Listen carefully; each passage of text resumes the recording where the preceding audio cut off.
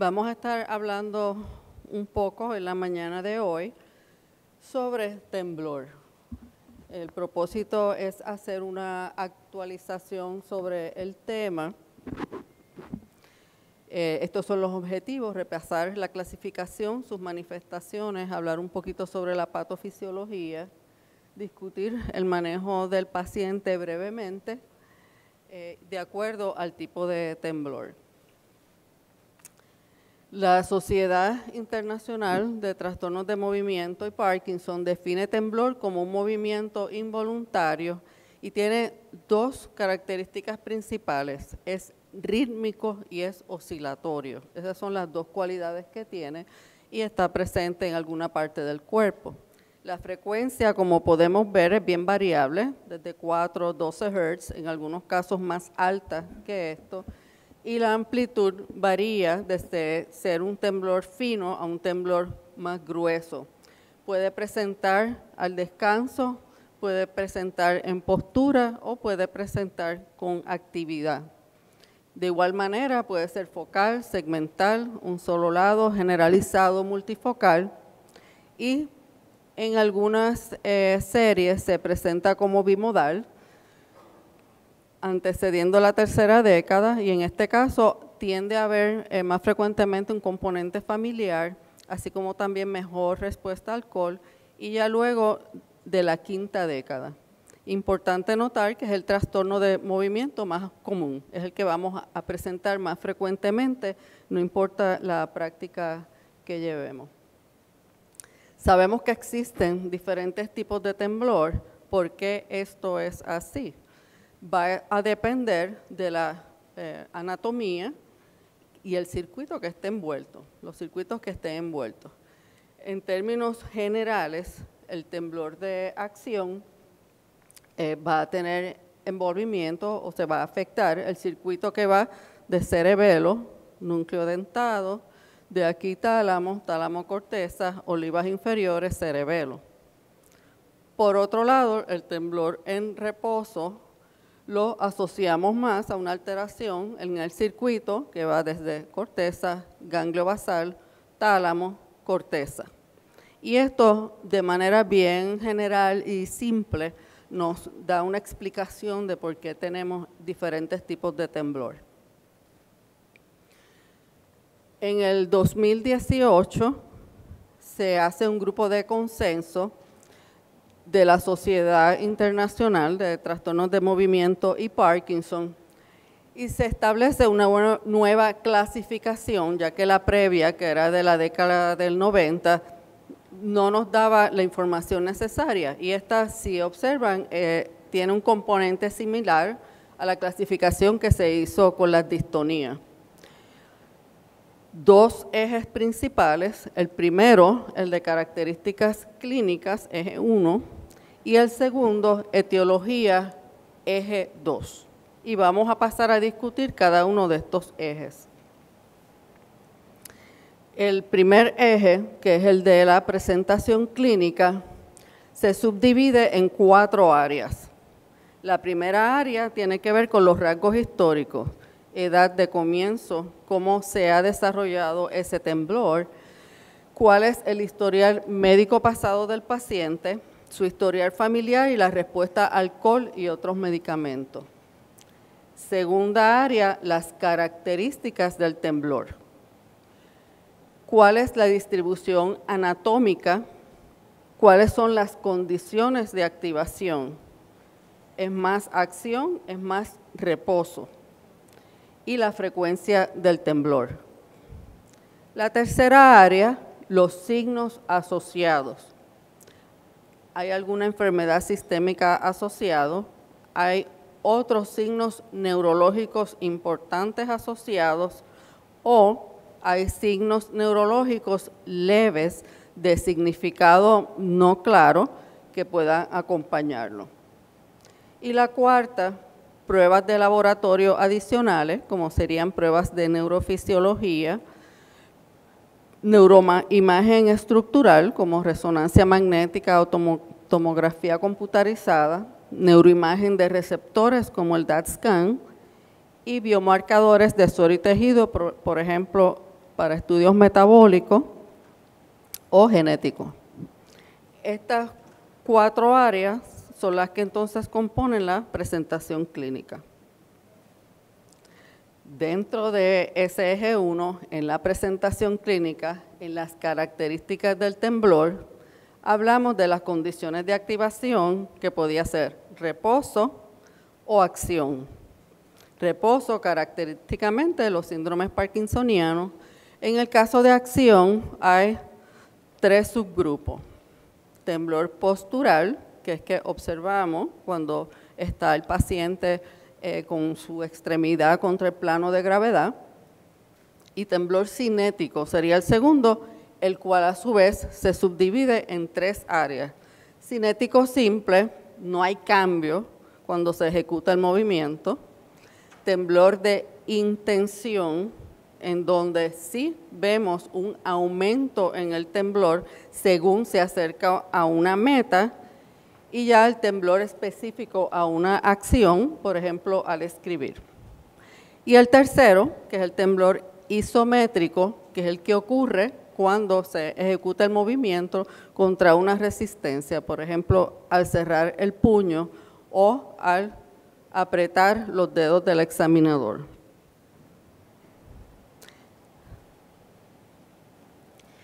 El comité decide entonces que para facilitar pasar al eje 2, que es el de la etiología, iba a recomendar que en el área de signos asociados, que dijimos que pertenece al eje 1, hubiese 2 categorías.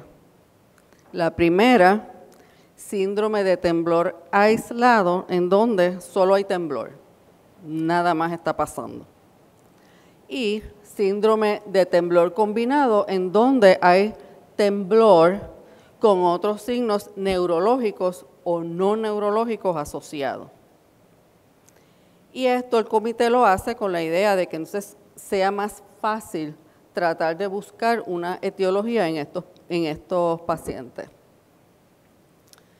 Siguiendo esto de los síndromes, entonces tendríamos el temblor de acción o descanso aislado, en donde está temblor esencial, segmental, descanso aislado o fisiológico aumentado, o sea, aquí solo hay temblor. Temblor focal, una sola área del cuerpo envuelta. Temblor de posición o una tarea específica, escribir, músico. Temblor ortostático, y para que sea ortostático debe tener 13 Hz o más. Si tiene 12 o menos se considera esencial. Todos estos serían temblores simples, y ya el temblor con otros signos prominentes, como por ejemplo el que vemos en gente con distonia cervical, Parkinson, temblor de intención, Holmes, etcétera. Y una categoría de otros en que cae el temblor funcional e indeterminado, donde no podemos en ese momento estar muy claros dónde pertenece. Esto de momento parece que es más confuso que aclarar, pero son las recomendaciones que ellos dan. Un síndrome puede tener más de una etiología. Por ejemplo, el temblor fisiológico aumentado puede ser por diferentes causas, un medicamento, algún disturbio metabólico. Así que hay que tener esto presente. La idea es que nos tengamos la mayor información posible para entonces establecer una etiología. El eje 2 va a estar compuesto por las etiologías, y esta puede ser un temblor adquirido, definido genéticamente, como el síndrome de X frágil, que tiene temblor y ataxia, e idiopático. Y en el idiopático puede ser un temblor familiar, en donde la genética no está claramente establecida, o puede ser esporádico. Y ya utilizando la información de ambos ejes, entonces tratamos de establecer el diagnóstico. Para tratar de entender esto un poquito mejor, quise presentar este caso. Vamos primero al eje 1, la presentación clínica en la historia del paciente. Es una mujer de 31 años que hace una semana presenta un temblor. Si pasamos a la segunda área, características del temblor, este es mayor en el brazo izquierdo, es cinético, las condiciones de activación es cinético, aumenta con intención, así que es un temblor de acción, tiene una amplitud y frecuencia alta, frecuencia baja. Signos asociados, tiene dismetría izquierda y tiene disartria. En este caso hay pruebas adicionales, no siempre las va a ver, tiene una resonancia magnética cerebral que muestra una lesión sugestiva a ser desmielinizante. Así que si pasamos a los síndromes, sería un temblor con otros signos prominentes. Tratamos de buscar una etiología, eje 2, es un temblor adquirido, tiene una lesión, según observamos en la resonancia, está localizado en cerebelo y es altamente sugestivo de esclerosis múltiple. Y esta es la idea de esta clasificación, ¿verdad? Irnos llevando paso a paso para tratar de ser lo más certeros en nuestro diagnóstico. Vamos a pasar a hablar brevemente sobre algunos de estos temblores en particular. Conocemos el temblor fisiológico, es un temblor que todos tenemos, no es visible, no es patológico, no es sintomático, pero sí existe lo que llamamos el temblor fisiológico aumentado. Y esto se define como un temblor que sí es sintomático, es postural, por eso únicamente postural, aparecía como un temblor aislado. En extremidades puede estar la cabeza también. Y lo caracteriza que es potencialmente reversible. Causas posibles: fatiga, ansiedad, hipoglicemia, tirotoxicosis, disturbios metabólicos y algunos medicamentos que conocemos que pueden inducir temblor. Y ya luego pasamos al temblor esencial.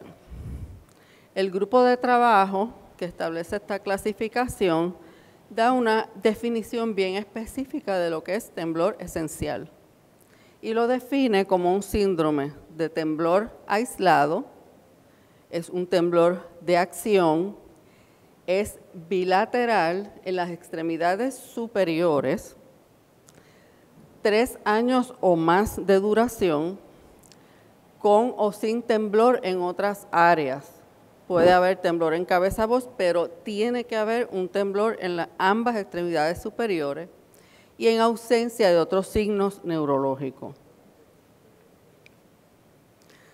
Todos conocemos el temblor esencial, lo observamos con las extremidades superiores extendidas, el componente postural tiende a aumentar cuando pedimos que alcance una meta, que es el componente cinético, tiende a ser fino, rápido, puede haber variaciones en amplitud y frecuencia.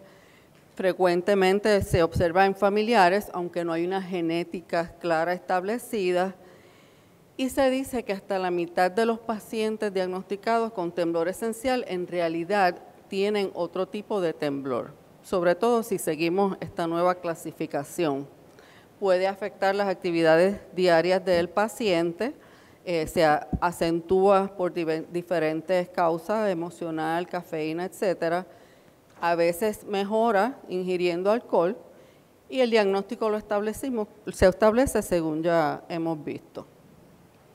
Ahora bien, el comité establece esta nueva nomenclatura de temblor esencial plus y lo define de esta manera: un temblor esencial con las características de temblor esencial más, de aquí el plus, otros signos neurológicos sutiles de significado incierto, como cambios al caminar en tándem, un pie frente al otro, cambios leves en memoria, posturas distónicas cuestionables Otros cambios neurológicos de significado desconocido que no son suficientes para establecer otro síndrome de temblor o algún otro diagnóstico. Un paciente de temblor esencial que tenga un temblor del descanso se clasificaría aquí. Ya la definición de por sí es un poquito ambigua y esto ha creado muchísima controversia. ¿Por qué? Porque no diferencia estas dos entidades ni por neurofisiología, ni por patología, ni por cómo evoluciona o la respuesta a los medicamentos. Entonces, esto ha traído otra serie de problemas, como por ejemplo, cuando se hacen los estudios clínicos, los vamos a separar, los vamos a dejar igual. Hay quien dice, pero en Parkinson hay signos no motores y no los separamos. Así que es un área de mucha controversia, pero continúa, ¿verdad?, en la clasificación.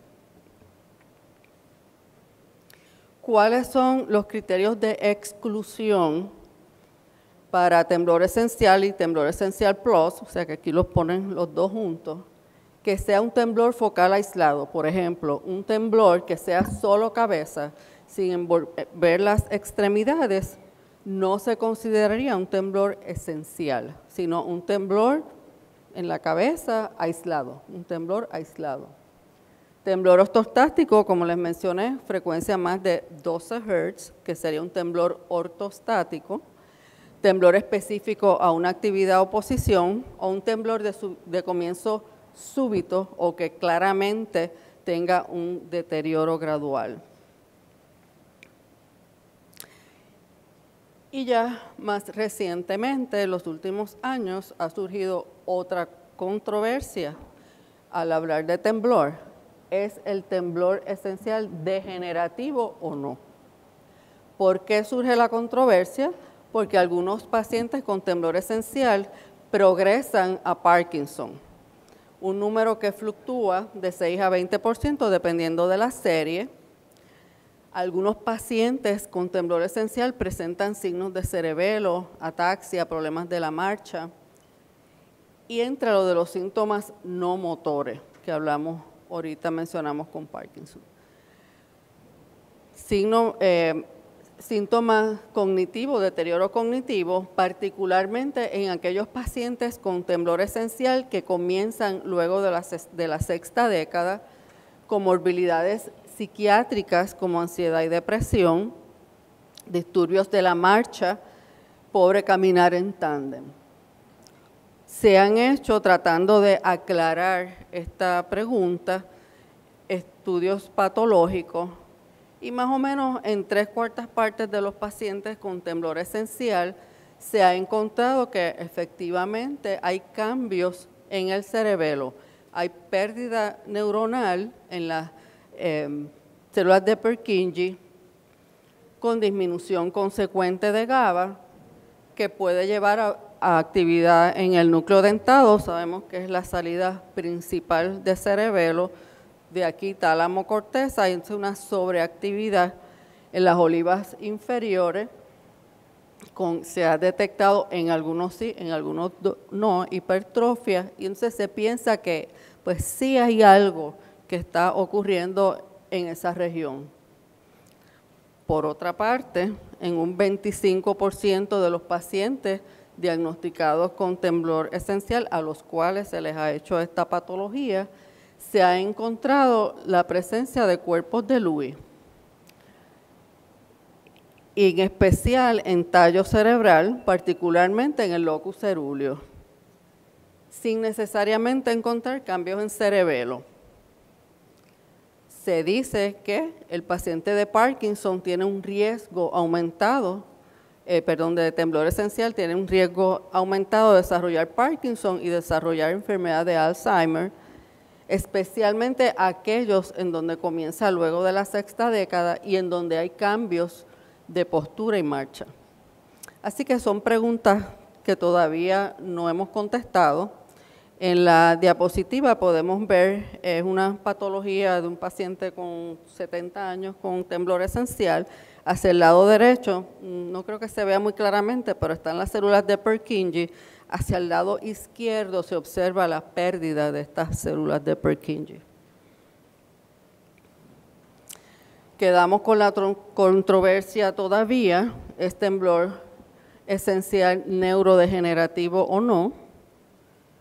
¿O acaso es una condición heterogénea con varios subtipos patológicos, en donde algunos casos, particularmente aquellos en donde hay cuerpos de Lewy, progresan a Parkinson? ¿O es el temblor esencial realmente una familia de condiciones neurológicas diferentes con un fenotipo común, que es el temblor esencial? Y ni hemos empezado a hablar de la parte genética, tratando de encajarla en este organigrama, y tal vez esto nos explique por qué no todos los pacientes de temblor esencial responden al tratamiento que le ofrecemos. Así que estas son áreas que se están evaluando actualmente, estudiando actualmente. Pasamos a hablar un poquito sobre entonces la evaluación del paciente. Ya hablamos de la clasificación, hallazgos clínicos. Hay escalas validadas que podemos utilizar. Estudios fisiológicos como electromiografía de superficie, medir amplitud, medir frecuencia. Fácilmente, cuando tenemos al paciente en la consulta, lo podemos poner a escribir. El paciente de temblor esencial tiende a escribir más grande, tratando de compensar, contrario al de Parkinson, que escribe chiquitito. Podemos hacer el espiral de Arquímedes, que escriba sobre la línea, y lo que es más difícil, entre las líneas. A veces no se ve tanto inicialmente y lo podemos ver después.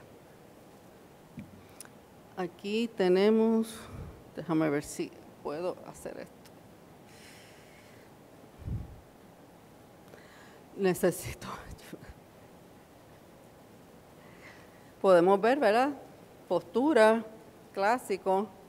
Vamos a ver acá, hacemos tocar el dedo y vemos el componente cinético. Recuerden que cuando hablamos bilateral no quiere decir simétrico, puede ser asimétrico, muchas veces es asimétrico, pero es importante que sea bilateral. Acá, nada, pedimos al paciente cosas sencillas, vertir agua de un vaso a otro. Vemos el lado izquierdo menos temblor que el derecho. Podemos observarlo comiendo, bebiendo de un vaso. Y ya en aquellos pacientes en donde no está tan clara la cosa, en donde tal vez tienen un temblor combinado, vemos un poquito de temblor en reposo junto al temblor postural o cinético, podemos hacer un DAT scan.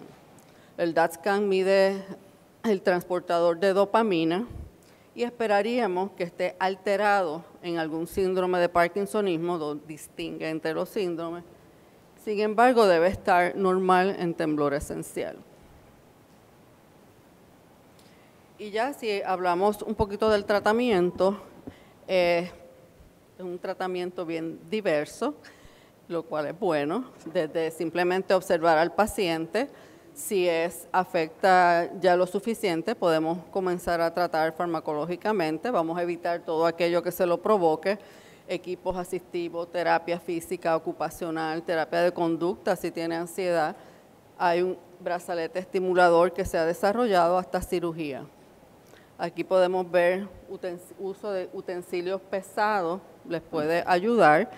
Utilizar este tipo de aditamento en donde el agarre es más fácil también. Y este es el brazalete estimulador, que lo que hace es emitir como una vibración, unas oscilaciones opuestas al temblor. Ha tenido resultados mixtos.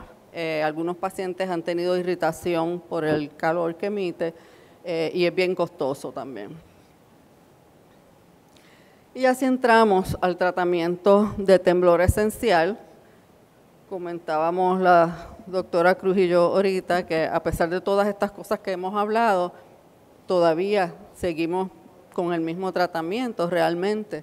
En términos de medicamentos que tengan evidencia tipo A, o sea, hay estudios que se han hecho en los bloqueadores beta, propanolol, con propanolol de acción extendida, atenolol si el paciente es asmático, agentes que utilizamos en epilepsia, evidencia tipo A, primidona es el único, Se debe empezar en dosis bajitas por los potenciales efectos adversos, máxima 750, sobre esa no se ha visto beneficio.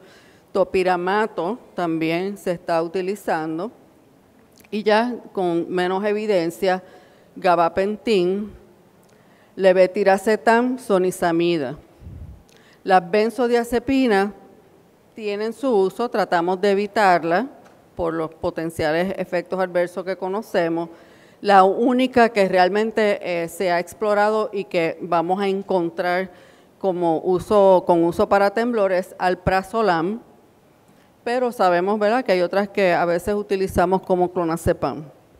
Y ya en aquellos pacientes en que no nos resulta todo lo que hemos mencionado, se puede utilizar la toxina botulínica y ya luego cirugía. En el caso de cirugía, solo voy a mencionar estimulación cerebral profunda en el núcleo ventral intermedio del tálamo. Y más recientemente se ha estado utilizando ultrasonido de alta intensidad, en donde se emite un rayo, se hace una lesión a través de un rayo de ultrasonido en el mismo núcleo del tálamo que DBS. Pasamos ahora, cuando hablamos de los diferentes síndromes, temblor con signos prominentes. Esta es una paciente con una distonía cervical, está rotando hacia la izquierda. Miren el tamaño de ese esternocleido. Esta paciente se va a inyectar. Observamos este temblor que tiene a tener, no es un temblor muy rítmico, y es el temblor característico de distonía cervical.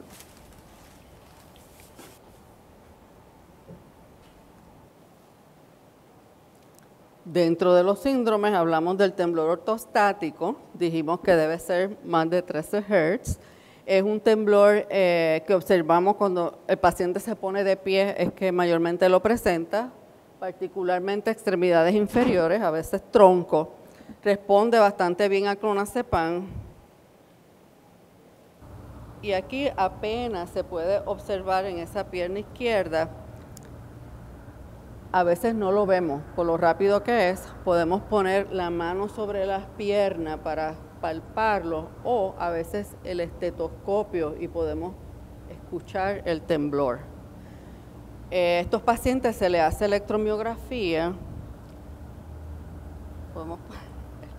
We're quite fortunate in that we can do EMG and surface EMG tests very easily. In this example, the patient's lying down to begin with, and then they're asked to stand up. Immediately, you can start to hear the helicopter-like sound of the rotor blades.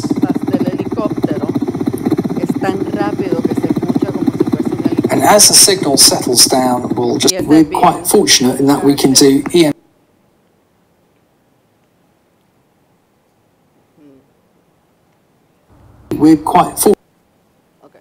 Temblor funcional dentro de los síndromes, comienzo abrupto, cambia con distracción, aparece, desaparece, es variable con distracción y tiene este fenómeno, en inglés se llama entrainment, la traducción que encontré fue arrastre, en donde se le pide al paciente que tiene este temblor, que a veces difícilmente uno lo puede caracterizar, que haga un movimiento con la otra mano y gradualmente va adquiriendo la frecuencia del movimiento que le pedimos que haga. Y eso es bien característico del temblor funcional.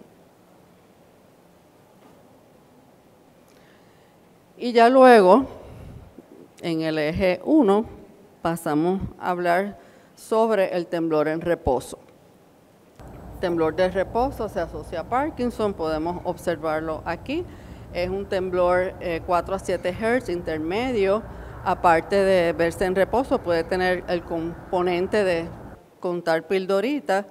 Se tiende a reducir con actividad y tener este temblor reemergente, que en realidad es un temblor postural, no es temblor ya al descanso.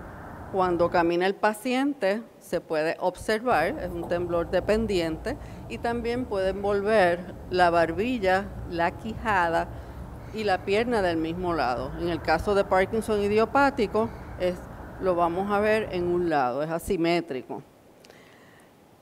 Hasta un 25% de los pacientes de Parkinson, y tenemos que tener esto pendiente, pueden tener un temblor postural solo sin tener necesariamente un temblor al descanso, y eso no nos va a descartar el diagnóstico de Parkinson. Y a veces también pueden presentar un temblor mixto. El tratamiento farmacológico, no farmacológico y quirúrgico, no voy a entrar más en ello ya que la doctora va a estar hablándonos al respecto. ¿Qué pasa en temblor de Parkinson? Es un área que nunca hemos entendido, ¿verdad? Tan claro, ya que hablamos de Parkinson, signos negativos, está lento, está rígido, ¿por qué tiembla? Hay varias teorías, sabemos también que es un temblor heterogéneo y también la respuesta a veces al temblor es variable. Así que lo que actualmente se está sospechando es que realmente hay una interconexión entre este circuito de los ganglios basales, particularmente pálido interno subtalámico, con cerebelo. Y de alguna manera esta parte, este influjo de cerebelo que incide sobre el temblor es el que contribuye al desarrollo de temblor en Parkinson. Se ha creado esta teoría, es una teoría, esto no es algo que se ha comprobado, lo que se llama el Dimmer Switch Model. Uno enciende y el otro regula. Y en este modelo se habla del circuito de ganglio basal, controlando el encendido y el apagado. Es el que va a realmente, dependiendo de cómo está dopamina, básicamente en el circuito, es el que lo va a encender o lo apaga. Hay o no hay temblor. Y por otro lado, el circuito del cerebelo, con las proyecciones al tálamo, que controla la amplitud y posiblemente frecuencia del temblor. ¿Cómo esto ocurre? No se sabe, se piensa que es en tálamo, pero todavía no está claro. Y mucha de esta teoría y esta información se ha obtenido a través de los procedimientos que se hacen de la cirugía de núcleos profundos o DBS. Se ha postulado, ¿verdad?, que además de esto hay envolvimiento o afectación de otras áreas, aparte de los ganglios basales y del cerebelo, como regiones de la región retrorubral, que es dopaminérgica, locus cerúleo, norepinefrina, núcleo RAFE, serotonina, y que esto también de alguna manera pudiese contribuir a tratar de entender por qué estas variaciones en el temblor de Parkinson. Pero esto todavía no está muy definido.